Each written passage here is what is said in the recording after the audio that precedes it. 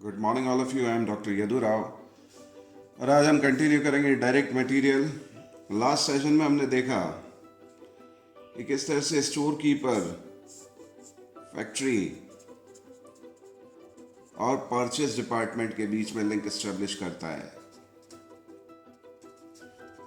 साथ में हमने ये भी देखा कि इस पूरे चैप्टर में बेसिकली हमने पढ़ना क्या है। देखिए, आज हम पहला पार्ट कवर करेंगे जहाँ पे हम प्रोक्योरमेंट ऑफ रॉ मटेरियल की बात करेंगे, यानी किस तरह से स्टोर कीपर एक परचेज रिक्विजिशन देता है परचेज डिपार्टमेंट को और उस परचेज रिक्विजिशन के बेसिस पे purchase manager raw material purchase करता है। और ये पूरा प्रोसीजर जो होता है इसे हम बोलते हैं प्रोक्योरमेंट। तो आज जो हम बात करने वाले हैं वो बात करने वाले हैं प्रोक्योरमेंट ऑफ रॉ मटेरियल। देखिए, प्रोक्योरमेंट से हमारा मतलब है कि हमें रॉ मटेरियल मंगाना है, इसलिए मंगाना है कि रॉ मटेरियल फैक्ट्री में कंज्यूम होगा और इस रॉ मटेरियल से हम फिनिश गुड्स प्रोड्यूस करेंगे। तो जब बात आती है रॉ मटेरियल को खरीदने की तो कुछ चीज़ें हमें ध्यान रखनी चाहिए। एक तो कौन सा रॉ मटेरियल है, what type of raw material is required, या बोल लीजिए क्वालिटी क्या होनी चाहिए। दूसरा इंपॉर्टेंट क्वेश्चन होता है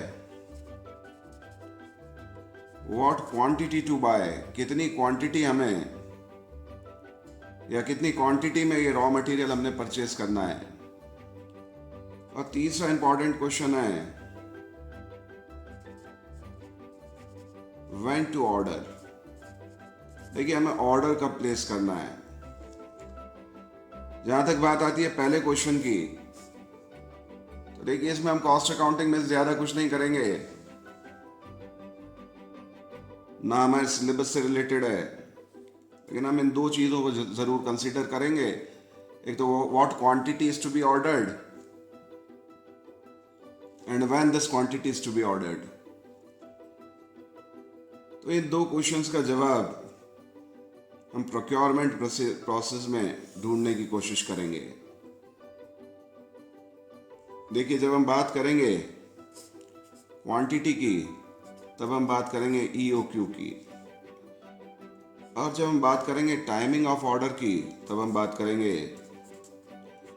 स्टॉक लेवल्स की। देखिए, रिपीट करता हूं, बहुत ज़्यादा डिफिकल्ट नहीं है, बस थोड़ा सा कंसंट्रेशन चाहिए and we can easily understand this topic. और देखिए, चाहे हम बात करें डायरेक्ट मटेरियल की, चाहे आगे चल के डायरेक्ट लेबर की बात करेंगे या ओवरहेड्स की बात करेंगे, दो चीज़ों पे हमारा कंसंट्रेशन होगा। पहले तो how to ascertain that particular cost, whether it's direct material, direct labour और ओवरहेड्स। और दूसरा, वो स्कोप ढूंढने की कोशिश करेंगे जहां पे हम कॉस्ट को कंट्रोल कर सकते हैं। देखिए, इन दोनों क्वेश्चंस के जवाब भी जब हम देखेंगे तब हमें पता पड़ेगा how to control the cost. कितनी क्वांटिटी हम ऑर्डर करें कि हमारे लिए इकोनॉमिकल रहे, या किस पॉइंट पे हम ऑर्डर करें कि हमारे लिए इकोनॉमिकल रहे। देखिए, इन सब चीज़ों को स्टार्ट करने से पहले एक कंसेप्ट समझ लेना चाहिए एवरेज स्टॉक का, या ऐसे कई बार एवरेज इन्वेंट्री भी कहते हैं। चलिए एक सिंपल सा एग्जांपल लेते हैं और देखने की कोशिश करते हैं कि एवरेज स्टॉक क्या होगा।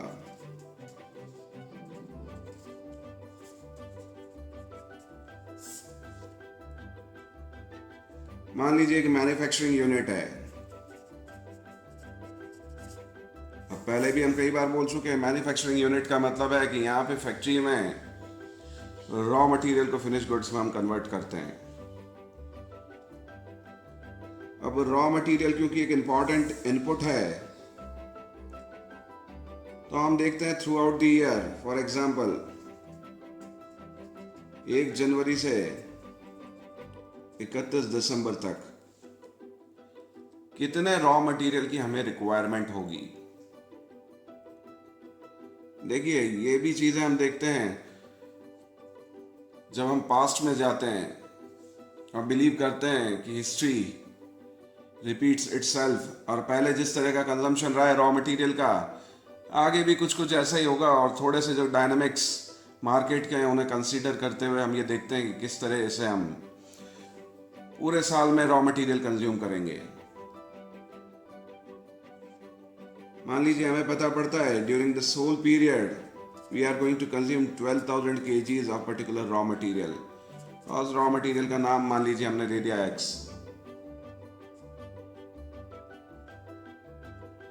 यानी अब हमें मालूम है कि थ्रू आउट द ईयर हमें 12,000 kgs ऑफ रॉ मटेरियल की रिक्वायरमेंट है।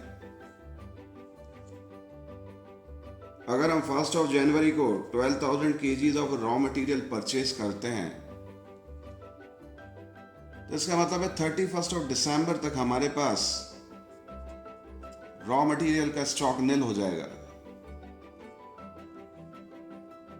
अब अगर इनका average through out the year लेना चाहे तो बहुत सिंपल है, 12,000 प्लस 0 डिवाइडेड बाई 2, यानी यहां पे एवरेज स्टॉक आ जाता है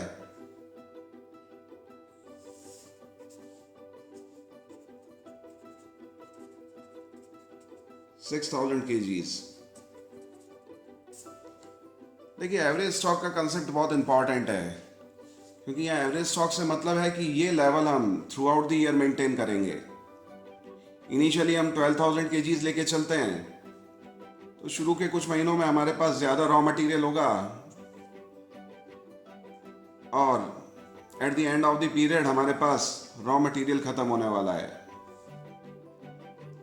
लेकिन on an average through out the year हम देखते हैं तो हमें पता पड़ता है कि 6,000 या 6,000 kgs of raw material on an average will remain in the stock. देखिए, एवरेज स्टॉक या एवरेज इन्वेंट्री की बहुत इंपॉर्टेंस है, इसे समझने की कोशिश कीजिए। मान लीजिए रॉ मटेरियल हम जो सप्लायर से ले रहे हैं वो हमें इसे 100 रुपये kg पे दे रहा है, यानी 1 kg का या 1 किलो का 100 रुपया हमसे सप्लायर चार्ज कर रहा है। इसका मतलब है हम ये रॉ मटेरियल खरीदेंगे तो हमें 12 लाख रुपए का पेमेंट करना पड़ेगा।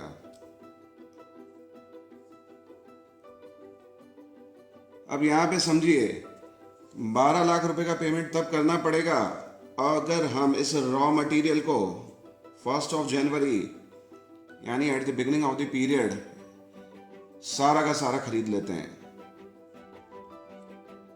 यानी अगर 1 जनवरी को हमने 100 रुपए की रेट से 12 लाख रुपए का इन्वेस्टमेंट या 12 लाख रुपया रॉ मटेरियल के लिए लगाया, यहां पे हमें पता है कि ड्यूरिंग द पीरियड हमारा एवरेज स्टॉक रहेगा 6,000 kgs, यानी 100 रुपए का हिसाब लगाएं तो पूरे साल 6 लाख रुपया हमारा ऑन एन एवरेज स्टॉक में फंसा रहेगा। देखिए, इसका मतलब है कि ये 6 लाख रुपया हम साल भर के लिए स्टॉक में फंसा के रख रहे हैं। 12 लाख रुपया नहीं, ऑन एन एवरेज हम 6 लाख रुपया साल भर या पूरे साल के लिए स्टॉक में फंसा के रख रहे हैं। और मान लीजिए कभी हमें रिक्वायरमेंट हुई इस 6 लाख रुपए की और हमारे पास नहीं है, तब इस 6 लाख रुपए को हमें अरेंज करना पड़ेगा। यहां पे हमें एक टर्म और समझनी पड़ेगी जिसे बोलते हैं नोशनल कॉस्ट। देखिए, नोशनल कॉस्ट एक ऐसी कॉस्ट है जो एक्चुअल में नहीं है लेकिन हो सकती थी। इसे इस ढंग से देखिए कि हमारा जो मैनेजर है वही हमारी कंपनी का ओनर है। मान लीजिए वो सैलरी नहीं लेता है, लेकिन अगर उसकी जगह हम दूसरा मैनेजर रखेंगे, अपॉइंट करेंगे, तो वो सैलरी लेगा। तो इस सैलरी की जो कॉस्ट है ये नोशनल कॉस्ट हो जाती है। या फिर दूसरा इंपॉर्टेंट एग्जांपल नोशनल कॉस्ट का हम लेने वाले हैं कि अगर ये 6 लाख रुपए की रिक्वायरमेंट हमें है और हमारे पास कोई दूसरा अल्टरनेटिव नहीं है, तो शायद हम बैंक के पास जाएंगे और मान लीजिए बैंक हमें 6 लाख रुपए का लोन देने के लिए तैयार हो जाता है, लेकिन एट द सेम टाइम बोलता है कि रेट ऑफ इंटरेस्ट 10% रहेगी। तो यहाँ हमें समझना पड़ेगा कि अगर साल भर के लिए हम लोन लेते हैं 6 लाख रुपए का, तो हमें 6 लाख का 10% यानी 60,000 रुपया इंटरेस्ट का पेमेंट करना पड़ेगा।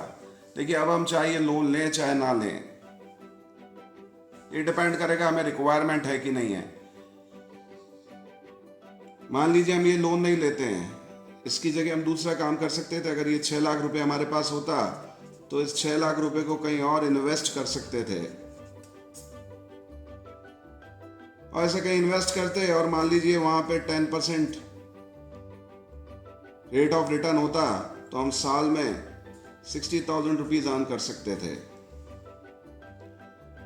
देखिए, एक जगह कॉस्ट आ सकती है, दूसरी जगह हम अर्न कर सकते हैं।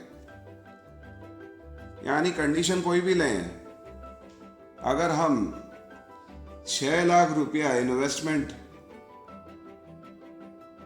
या 6 लाख रुपए हम स्टॉक में फंसा के रखते हैं, तो कहीं ना कहीं हम सेक्रीफाइस कर रहे हैं अर्निंग को, जो 60,000 रुपये हो सकती है।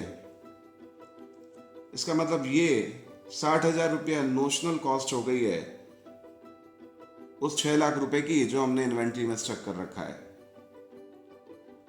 देखिए, यहाँ पे हमें इंपॉर्टेंस समझ में आ जानी चाहिए कि एवरेज स्टॉक की इंपॉर्टेंस क्या होती है। अगर एवरेज स्टॉक का कंसेप्ट हमें समझ में आ जाता है, तो जो भी बात हम डायरेक्ट मटेरियल में करेंगे उसे समझने में हमें कोई दिक्कत आने वाली नहीं है। तो बहुत इंपॉर्टेंट चीज है, आगे बढ़ने से पहले आपके लिए इंपॉर्टेंट हो जाता है कि आप एवरेज स्टॉक समझ लें। तो नेक्स्ट सेशन में एक एग्जांपल लेके हम देखेंगे कि हमने हमारे जो 2 इंपॉर्टेंट क्वेश्चंस हैं प्रोक्योरमेंट के केस में, उनके सॉल्यूशंस क्या हैं, और एक न्यूमेरिकल एग्जांपल भी लेंगे।